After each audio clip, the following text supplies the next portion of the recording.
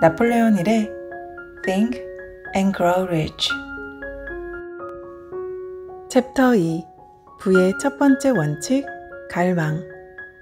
모든 업적의 첫 시작점이자 부로 향하는 그 첫걸음.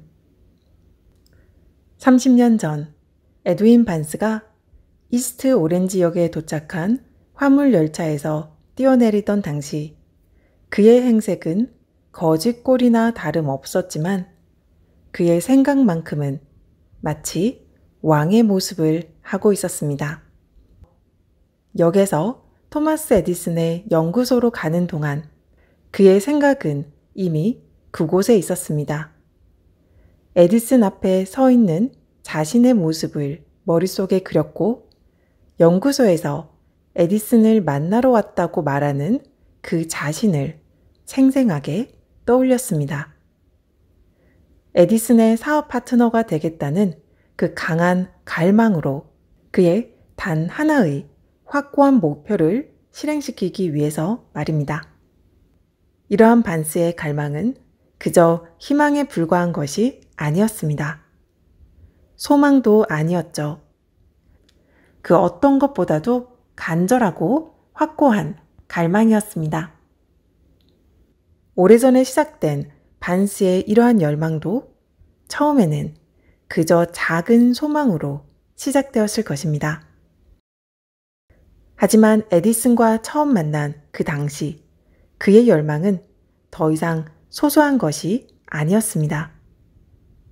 몇 년이 지난 후 동일한 사무실에 에디슨과 함께 서 있는 반스. 그의 열망은 실현되어 있었습니다. 에디슨의 사업 파트너가 되어 있었습니다. 그토록 원하던 그의 꿈이 현실로 실현되어 있었죠. 우리는 반스의 승리의 순간만을 봅니다. 무엇이 그를 성공으로 이끌었는지를 분석하기보다는 말이죠.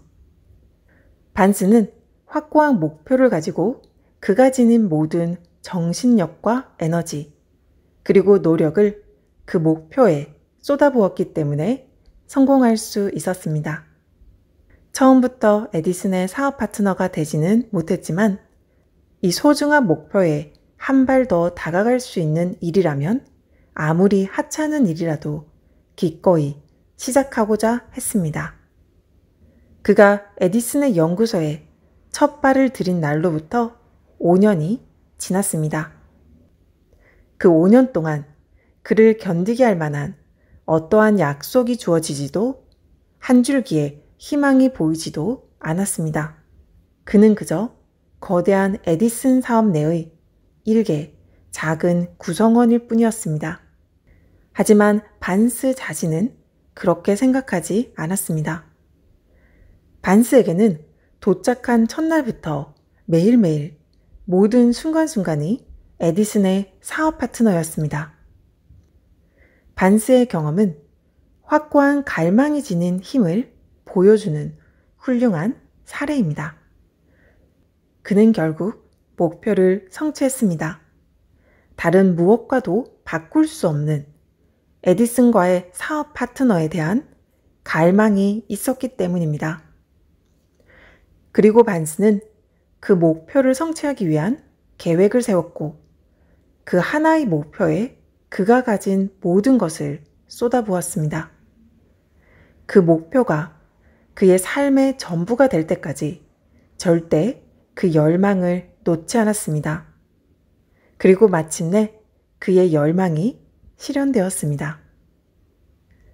에디슨 연구소에 도착했을 때 반스는 이런 말은 절대 하지 않았습니다. 에디슨에게 어떤 자리든 괜찮으니 일하게 해달라고 부탁해야겠어. 이렇게 생각하는 대신 스스로에게 이렇게 말했습니다. 에디슨을 만나면 그와 사업하기 위해 왔다는 사실을 꼭 전하고야 말겠어. 또 그는 절대 이런 생각은 하지 않았습니다. 몇 달 일해보고 이 일이 맞지 않으면 다른 일을 찾아보지 뭐. 그 대신 이렇게 되뇌었습니다. 무슨 일이든 하겠어. 에디슨이 시키는 일은 뭐든 해낼 거야.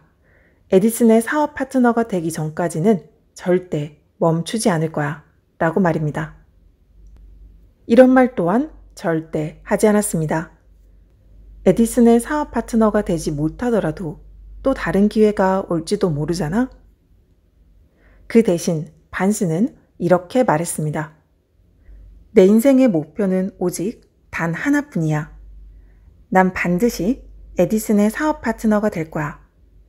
그 외 다른 모든 가능성은 잘라버리고 오직 단 하나의 목표만을 위해 나의 모든 인생을 걸겠어. 그에게 후퇴란 없었습니다. 그에게는 죽느냐, 승리하느냐의 문제였습니다. 바로 이것이 그의 성공의 비밀입니다. 오래전 한 위대한 전사가 전쟁에서의 승리를 위해 한 가지 중대한 결정을 내려야 하는 상황에 직면했습니다. 수적으로 현저하게 우세한 적에 대항하여 군대 파병을 결정해야 했습니다. 그는 군대를 이끌고 배를 통해 무사히 적국으로 진입하였고 모든 군대가 하전한 후 한 가지 명령을 내립니다. 그들이 타고 온 배를 불태워 버리라는 명령이었습니다. 그리고 나서 첫 전투를 앞두고 그는 이렇게 말합니다. 우리가 타고 온 배는 이제 저 연기 속으로 사라졌습니다. 이제 우리가 이곳에서 살아 돌아갈 방법은 오로지 승리뿐입니다. 우리에겐 단 2가지 선택만이 남아 있습니다. 승리냐, 죽음이냐. 그들은 결국 그 전투에서 승리를 거둡니다. 어떤 일에서 성공하기를 원한다면 모든 후퇴로를 끊어내고 기꺼이 배를 불태워 버릴 수 있어야 합니다. 이렇게 하는 사람만이 성공에 대한 강한 갈망의 마음 상태를 유지할 수 있습니다. 바로 이것이 성공에 있어 필수 요소입니다.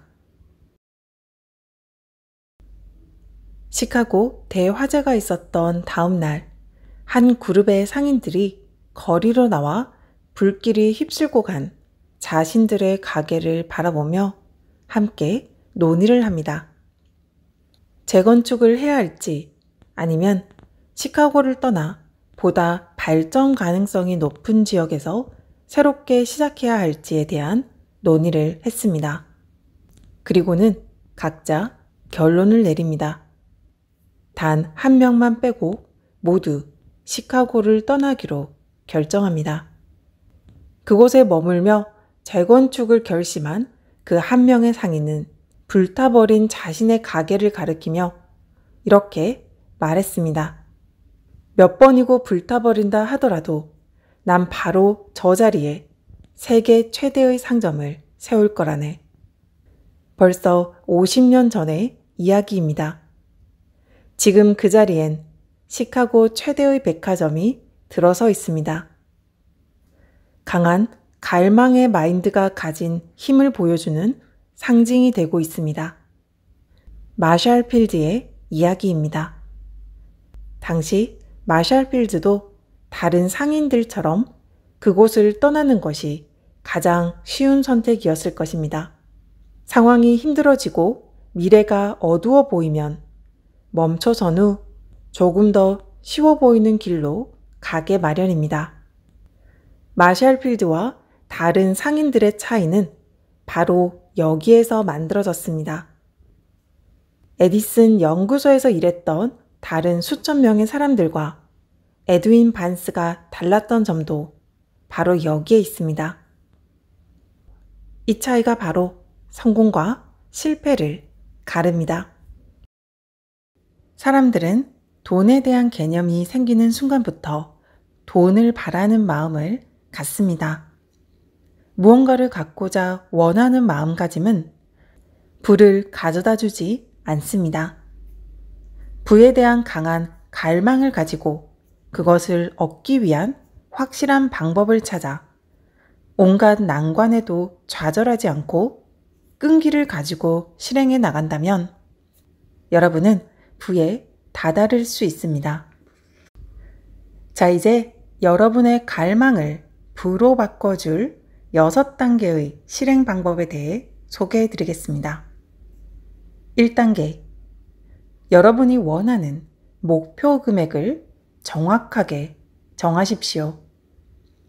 단순히 저는 많은 돈을 원해요 라는 말처럼 애매모호한 표현으로는 부족합니다.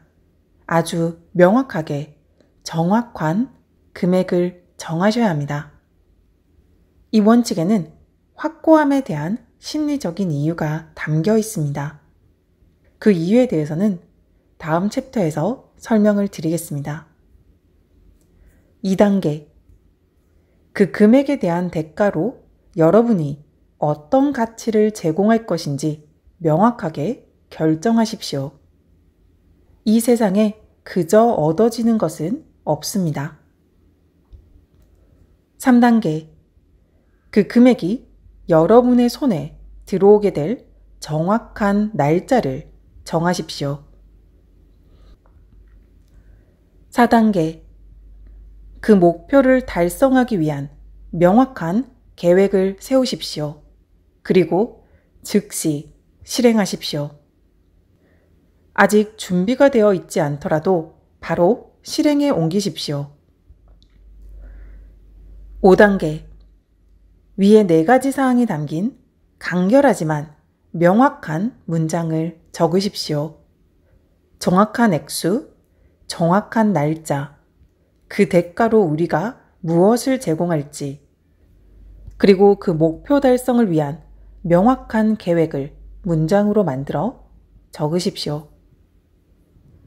6단계, 이제 그 문장을 매일 2번씩 큰 소리로 읽으십시오.